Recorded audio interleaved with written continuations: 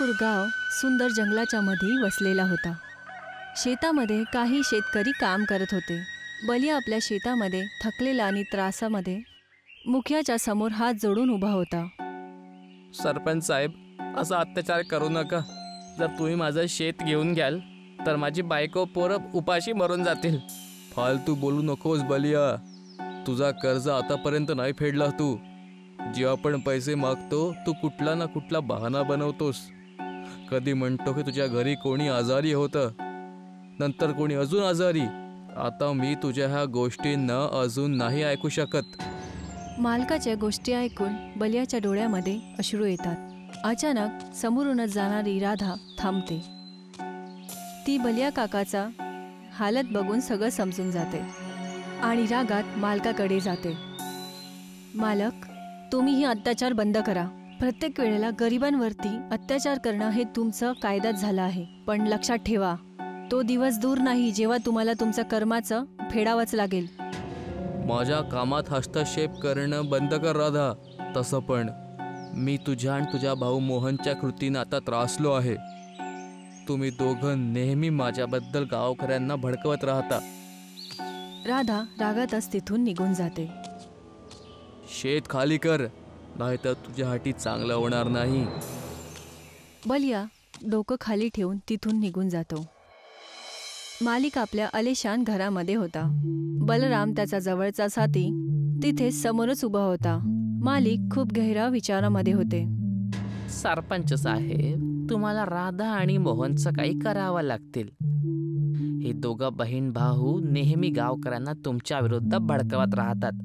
जर असं चालत राहिलं ना तर एक दिवस पूर्ण गाव तुमच्या विरुद्ध उभा होऊन जाईल.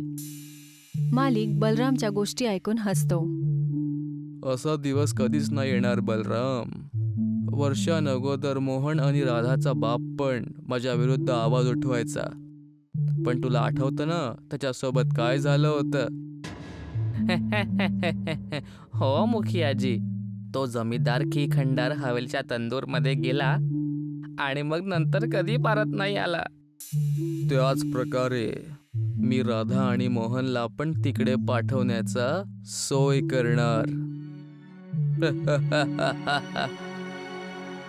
इथे राधा थकलेली असून घरामध्ये प्रवेश करते. मोहन, आज मी शेतातनं येत होती. मालिकने बलिया काकांबरोबर जे केलं ते बरोबर नव्हतं. मी मालकाला ओरडून आली आहे. तू बरोबर केलीस राधा. आपल्याला गाववाल्यांचा हौसला वाढवायला पाहिजे.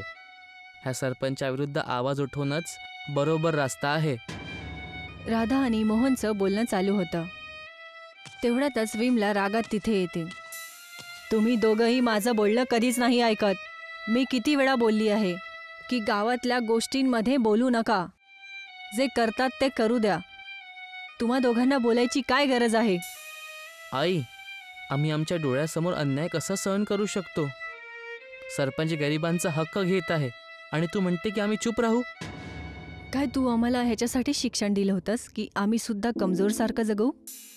विमला एक मोकळा श्वास घेऊन आपल्या मुलांकडे बघते. ती खूप शांततेने बोलते. तुम्हाला आता ते खरं सांगावंच लागेल जे सगळ्या गावाला माहिती आहे. पण भीतीमुळे काहीच नाही बोलत. तुमचे वडील सुद्धा मालकाच्या विरोधात होते. त्यांनी सुद्धा गरिबांसाठी लढाई लढले होते. पण काय आई, तू आम्हाला अजूनपर्यंत का नाही सांगितलं?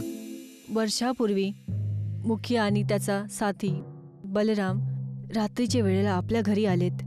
त्यांनी तुमच्या वडिलांना पकडून तुमच्या वडिलांना हवेलीमध्ये बंद केलं. त्यानंतर तुमचे वडील कधीच परत नाही आले. हे ऐकून राधाच्या डोळ्यामध्ये पाणी येतं. जमीनदारची हवेली? मी ऐकलंय जो पण जिथे जातो तो कधीच परत येत नाही. शेवटी त्या खंडरचं रहस्य काय आहे? ही खूप जुनी गोष्ट आहे. या गावावरती एका जमीनदाराचं शासन होतं.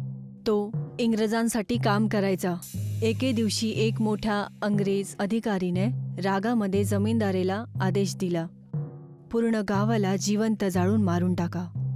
जमीनदाराने आपल्या घरामध्ये एक मोठा तंदूर बनवला आणि गाववाल्यांना त्याच्यामध्ये फेकलं. पण त्याच वेळेला तिथे एक साधू महाराज पोचलेत. त्यांनी जमीनदाराला श्राप दिला आणि त्याच्या हवेलीलाही बर्बाद केलं.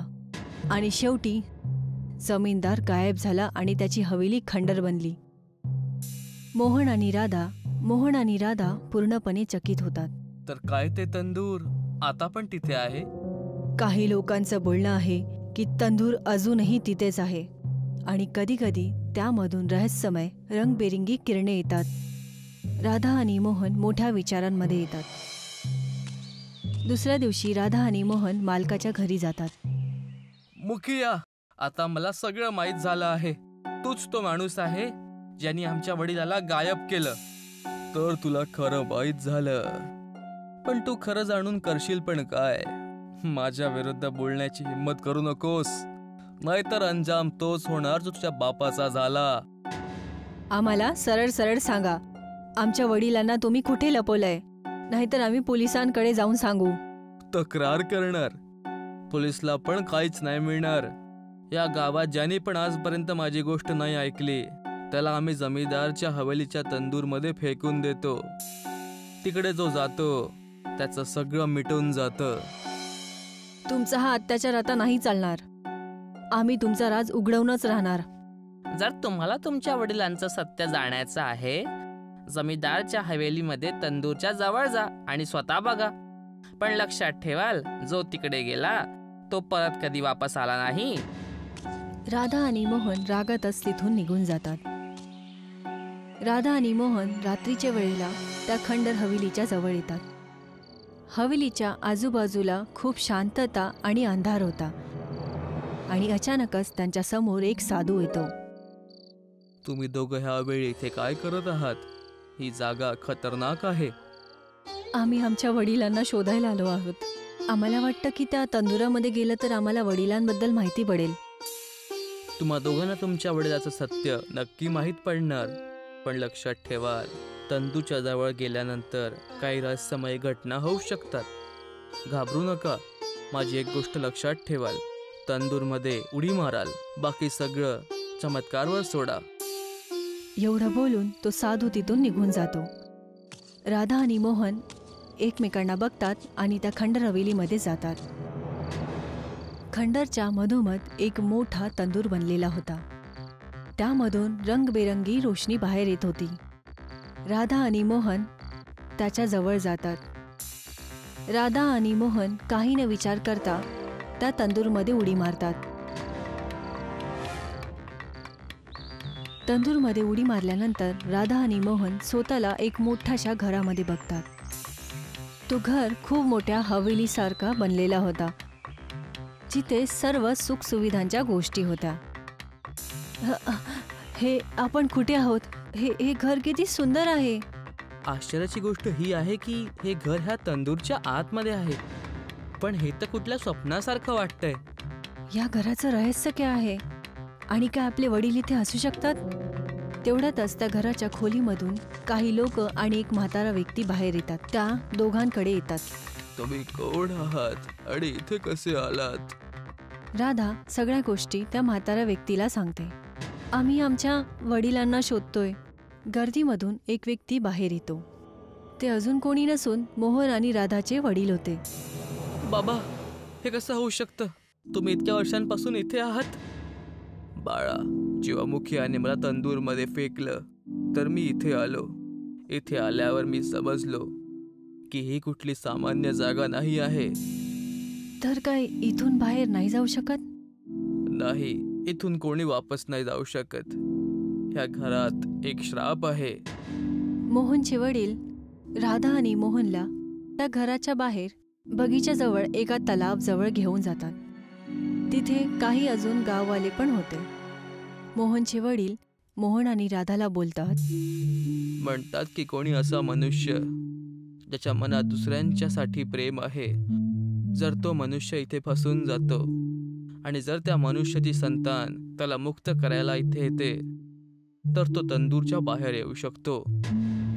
तेव्हाच रंगबिरंगी रोशनीमध्ये ते साधू येतात, जे आधी खंडरच्या बाहेर भेटले होते. अरे तुम्ही? हो, मी. आता वेळ आली आहे की तुम्ही सत्य जाणाल.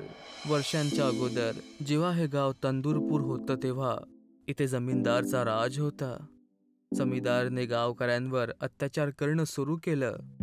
मी गावकऱ्यांना म्हटलं की ते सगळे एकजूट होऊन त्याचा विरोध करावा, पण ते घाबरले. तेव्हा अंग्रेज अफसरनी गावाला सजा देण्याचा आदेश दिला. जमीदारनं क्रूर योजना बनवली आणि हवेलीच्या आत एक मोठा तंदूर बनवला. त्यानं एक एक करून सगळ्या गावकऱ्यांना तंदूरमध्ये फेकायला सुरू केलं. मला खूप राग आला. मी गाववाल्यांची कायरता आणि जमीदारच्या क्रूरतेमुळे ह्या जागेला श्राप दिला. तंदूरमध्ये फेकले गेलेला माणसं मरत नाहीत, पण कधी वापस पण नाही येऊ शकत. जमीदार माझ्या श्रापामुळे तिथेच भस्म होऊन खाक झाला आणि हवेली खंडरमध्ये तब्दील झाली. तर तुम्हीच हा श्राप दिला होतात? हो, पण आता याला तोडायचा वेळ आला आहे. ह्या शापाला तोडण्यासाठी कुठल्या एका निडर माणसाला तळात उडी मारून आपलं बलिदान द्यावं लागेल. मी हे बलिदान देणार. नाही मोहन, मी करणार. हे माझं कर्तव्य आहे. मोहन तलावामध्ये उडी मारतो. तलावामधून एक रोशनी बाहेर येते आणि सगळी गावातली लोक त्या शापामधून मुक्त होतात आणि तंदूरमधूनही मुक्त होतात. मालक आणि बलराम तिथेच उभे होते. या दोघांना शिक्षा द्या.